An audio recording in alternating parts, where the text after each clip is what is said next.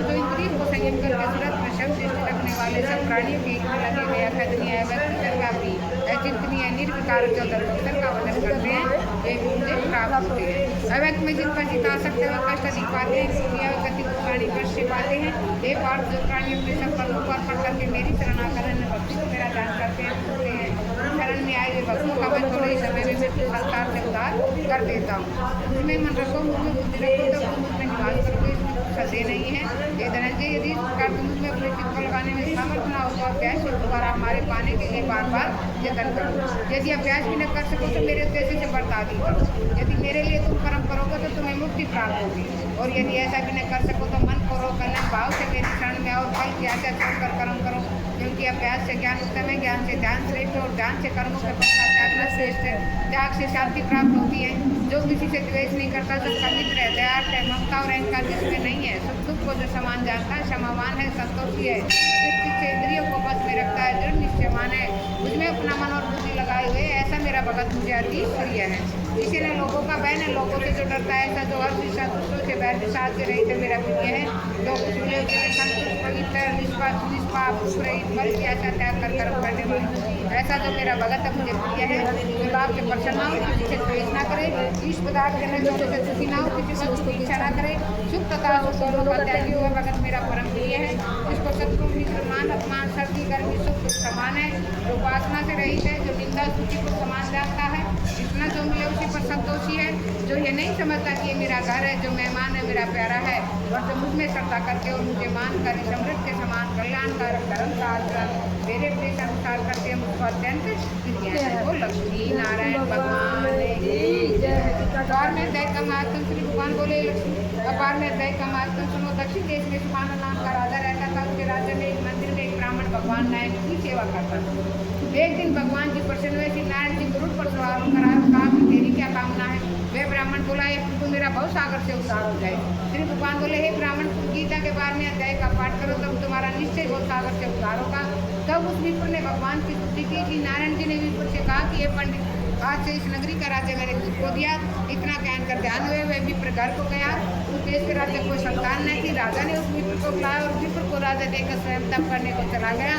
One में विरक्त होकर निवास किया और विप्र राज्य करने लगा। श्री नारायण जी बोले, लक्ष्मी, ये गीता जी के बारे में अध्याय का माध्यम है, जो मैंने तुमसे कहा और तुमने सुना। वो लक्ष्मी नारायण भगवान नाम, भगवान के 108 नाम। ओम कन्हैया कृष्ण केशव चक्रधारी नंदलाल माधव सुंदरश्याम मुरारी राधावर बंसी बजैया रघुवीर नटवर नंदनंदन गजाधर अविनाशी नरोत्तम अर्जुन सखा अजर अमर सांवरिया सांवला गोपाल दामोदर ब्रजनाथ दयालु दीनबंधु जगदीश दीनानाथ जगत पिता नारायण वामन यशोदालाल बिहारी मदन मोहन कृपानिधान सर्वरक्षक ईश्वर सर्वशक्तिमान मनहरण सर्वव्यापक बांके बिहारी गोपीनाथ ब्रजवल्लभ गोवर्धनधारी घनश्याम परमानंद पतित पावन ज्योति स्वरूप राधा रमण माधव मधुसूदन रघुपति राम हरि मुरली मनोहर श्याम कल्याणकारी अनंत परम पिता प्रभु परम पवित्र सोसाई भक्तवत्सल वासुदेव परमात्मा विधाता सुखता निरंजन कालीनाथ भैया अभयंतर्यामी सर्वाधार अजय गढ़गढ़ के वासी दाता दीनानाथ परमेश्वर रमणी निराकार निर्विकार अछूत न्यायकारी जगतकर्ता त्रिगुणनाथ शंकर विष्णु सत्यनारायण अंतर्यामी परमपिता ब्रह्मा संघर्ता पालनकर्ता गोपी वल्लभ सात्विक आनंद स्वरूपा केशव राधेश्याम सत्य स्वरूप आनंददाता कृपालु अनादि विश्वकर्ता गुण परमानंद